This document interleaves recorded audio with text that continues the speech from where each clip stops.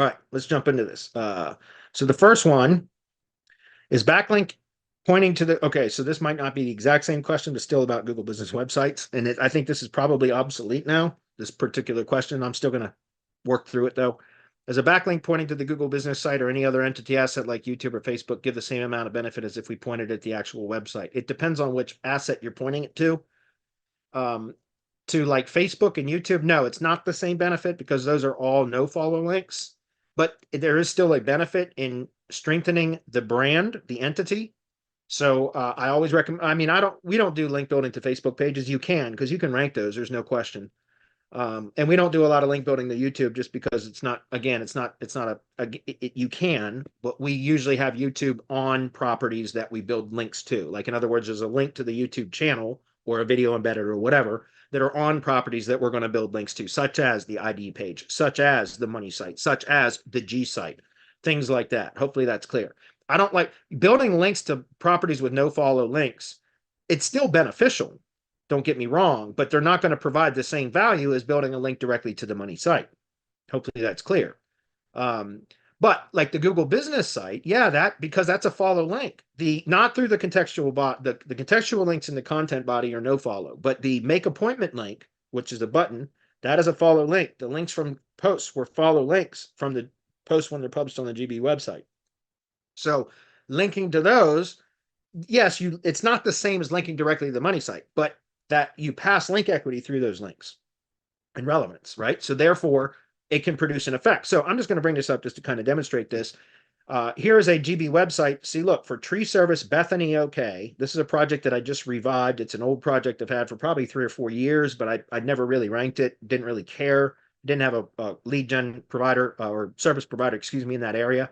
But recently, because of Harry having a lot of discovery calls of tree contractors, we have somebody in the Oklahoma City area that wants to purchase leads from us. So I've got 2 locations that are in suburbs of Oklahoma City, this being one of them. So I went ahead and started about maybe a month ago now, 3 or 4 weeks ago, I started to do a little bit of optimization to this project. And boom, it's in the map pack now. But what I'm saying is take a look at this. For a keyword search, there's the GB website ranked on page 1. People say, well, the Google business websites don't rank. Fuck you, they don't. There you go. There it is, right? And that link there from this website here, that make appointment link is a follow link, that one as well. These links are not. The contextual links down here are not, but post links are as well. So, but again, all of this is moot. As far as this property is concerned, will be going away.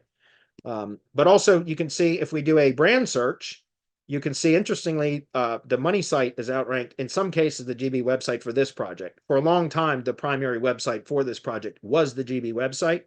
And I don't know if you guys are aware of this, but there is a phenomenon known as link echo.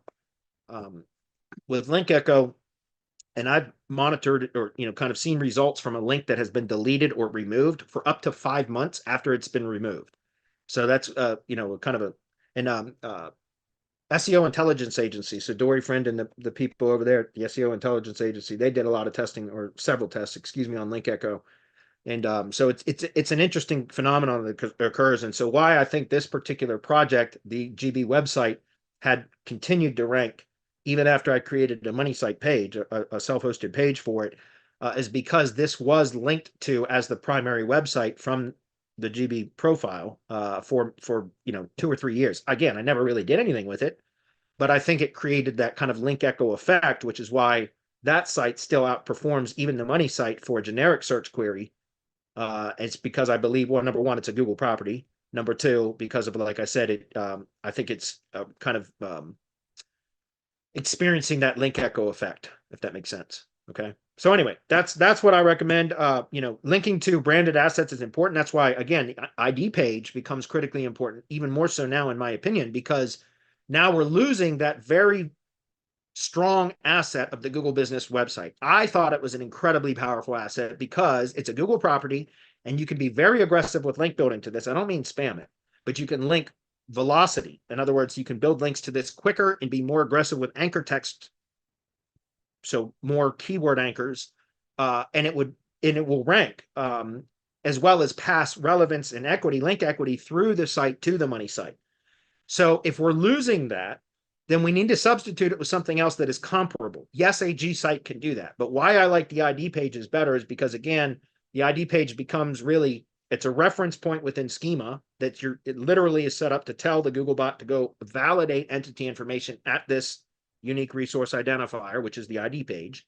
But then because of the way that we host ID pages, people have asked, can you put that on a custom domain or a subdomain? Yes, you can.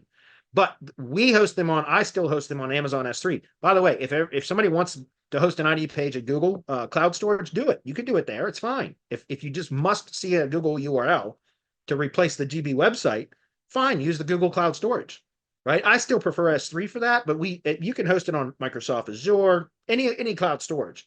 And so I use Amazon S3, but that you can use Google Cloud if you wanted or whatever. Azure ranks fairly quickly, so that's also an option. We just do separate cloud pages on those other cloud hosts, but I personally still use S3 buckets for ID page hosting.